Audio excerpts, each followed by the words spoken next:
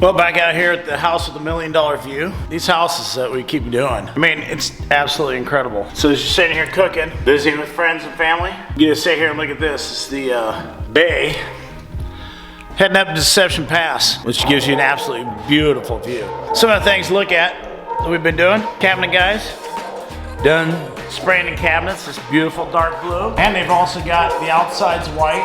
This is a double island kitchen. So one of the islands, the back one, is where the people can sit and visit. It's got 2 sinks. Plumber will be in on Thursday to finish the plumbing. Got the main sink. Dishwasher's gonna be going here.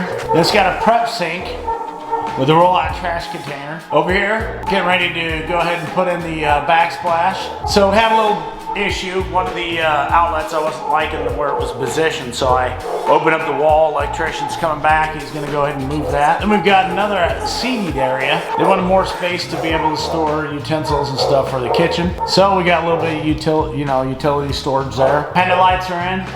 All the can lights are in. The entire space has been completely repainted. Time to get at some tiling.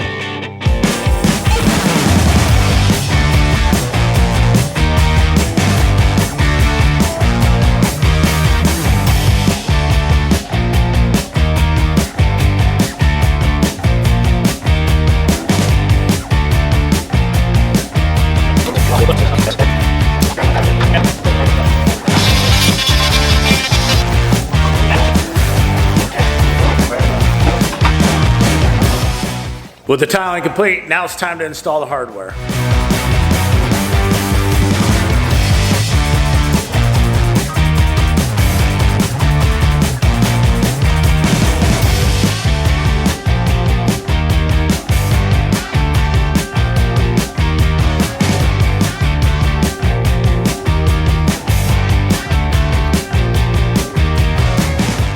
What's up, everybody? Long time no see. They finally let me out of the dungeon, which is called the office. And so I'm out here at the kitchen remodel that the old man has been running. The last time I was here, we were helping put in cabinets. All those are done now. They've been painted. A lot of the finishing touches have been done, such as having the appliances put in. What are some of the things that you're working on here today? You know, some of the things the customer wanted a lot of custom work done. One of the things was, because you got a prep sink right here, they wanted to be able to take, while they're prepping the food, visiting with family, and just bump the door out for the trash bins, which makes it nice because it's self-closing, so you can bump it again and push it back in. Then you're able to roll right over here to cooking. Some of the neat things over here, just standard storage here. It's got a spice rack right next to the oven, which makes it really nice. We had the oven installed yesterday. This is a double, kind of got little double ovens here. This is a gas, they call it a dual fuel, gas with electric range, actually with 220. Some of the other neat things we did, pot filler. So that way you don't have to drag a big pot of water all over the place. And the nice thing is about this, you can run it and it doesn't splash all over the place. It just simply fills your pot. So this right here is a rollout for your trays.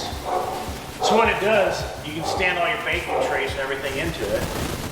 And it allows you to be able to pull them out a lot easier than getting underneath the cabinet. A lot of thinking went into this. She has a lot of really high-end, the customer has a lot of really high-end pots and pans. So we put these rollouts that allow you to then come in and hang your pans from here. Yep, on these little hooks right there. Exactly. So now they can store those without them being tearing each other up. Some of the other things they like, instant hot water. Basically what you've got, oh don't do that, you will burn your hand, that sucker is hot. Some of the other crazy things, she did this faucet where you can set what you want it to run. Don't have to, up there it goes. You can tell it how much water you want it to disperse, and then it'll disperse just that amount and shut off. Yeah, this kitchen is absolutely gorgeous. There's a lot of custom touches done to it. The dogs obviously love it. The people that we're doing this for, when they have family gatherings, a lot of it is centered around the kitchen. So that's why they wanted the kitchen this way. So what are some of the small things that we have left to do for this job to get it completed? Well, one of the things is, remember we took out a wall right here, it was a coat closet, and flushed it so they can have their TV here. Well, I put the temperature controller in the hallway, and I told them it's not a good idea. because it would read different than the rest of the house. Well, he found out I was right. So I just moved that around last night. Now I'm touching up the other side. And the only other thing I got left is I like the trim on the tile to look super clean over there in the backsplash. So I'm gonna put on basically it's nothing more than a trim piece, the same as this right here. This is gonna be painted white. And then finish where the tile just ran into the cabinet, so it'll be hidden right behind that, and it'll just give it a cleaner look. Yeah, so what he's talking about here, it's called a scribe piece. So usually not all your walls are perfectly level, so you won't get a clean press. For our case, the cabinets here, where they're up against the wall, there'll always be some form of a little bit of a gap because materials are imperfect.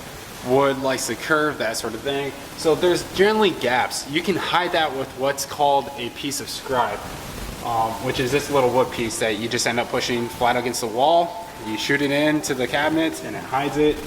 We have a little bit of that case going on here for this backsplash.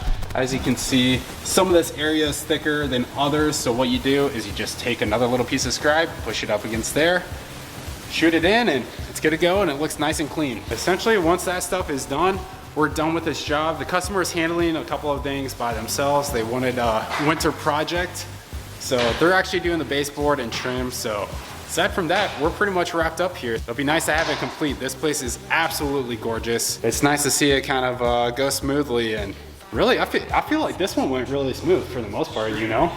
Like, yeah. We've had some where... on this one, we only had a week delay with the drywall not drying fast enough because we couldn't get the furnace up. You turn the furnace up too high, you'll cook and crack the drywall. Plus the customer had added some extra drywall work they wanted done, closing off some walls. So by doing that, it kind of delayed us a week, but other than that, right on time. Yeah. Yeah, this one went pretty seamlessly for the most part, where we were able to get in and just kind of move through the job. There weren't any major holdups as far as material or anything else. It was pretty smooth. We've had some issues with supply chains recently and in the past, where materials that we order, they tell us like 2 or 3 weeks. And then those 2 or 3 weeks go by and they tell us 2 or 3 more weeks. So then we end up stuck on a job for longer than we want to be. But this one seemed to go by pretty seamlessly, and it's absolutely gorgeous the way that it turned out. And I think that the customer is going to be pretty happy with it. Yeah, we'll know tonight when she gets back. Yeah. Being gone for the last 5 weeks.